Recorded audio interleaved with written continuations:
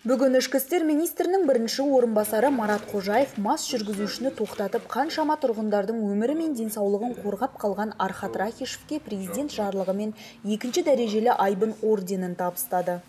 Жасаған ерлігің үшін екінші дәрежелі айбын орденімен наградталдың. Сол наградыңды мен бүгін министрдің тапсырмасымен өзімнің көкірегіне тілейін деп келіп отырмын, Архат батыр.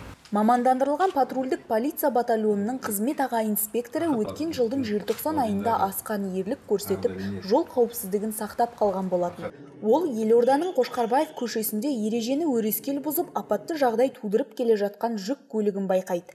Ер адам тәртіп сақшысының талаптарына бағынбай, қозғалысын жалғастырмақ болады. Қайғылы жағдайдың алдын алмақ болған Архат сол сәтте ауыр жарақат алады. Көнбегеннен кейін Архат кабинаға кірген. Кабинаға кіріп, анан тоқтатам деген кезде, анау сол бастан ішінде жатқан қатты камаздарда болады, дөңгелектің баллонын келді, немесе балға сияқты, сонымен қатты бастан ұрып, есінен тандырып, ана машинаны тоқтатпай, арғая жүргізіп, шайқалтып, итеріп жүрген машинаны. Содан жерге құлаған, қайта қасында кешқан, көріп кешқан келер, қарама-қарсы жақта машинаны тоқтатып, бас кетпес үшін. Болмағыз көрі шақырып, больницаға барған. Полиция капитанына 2 рет ота жасалған. Комада болған жігіт бүгінді есін жиған. Мектепті алтын белгіге бітірді. Одан кейін осы Евразия ұлттық университетіне түсті. Сол университетті де жақсы тамамдады. Одан кейін академиясын оқыды. Осының өзінің арманы болатын, осы неге барам деп жұмысқа орналасты өзі. Енді сол арманына жетті деп отыр едік. Міне полиция жұмысы өте ауыр жұмыс ол. Енді елдің несін амандығын ойлайтын жұмыс қой, енді қарап отырсаң. Барлықтар Инстаграмда да жазып жатыр осындай. Сондай үлкен ерлік жасады балаңыз. Сонда түскен әгі машинадағы адамда машинадан бір адам түсіп ол да келді.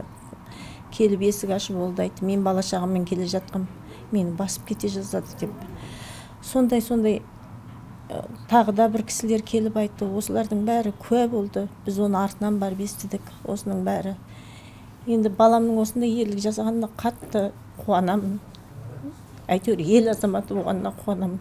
Әріптестері де Архатты әрдайым қолдап көмектерін аямауда. Оның алдағы емін де ведомство толық қамтитын болады.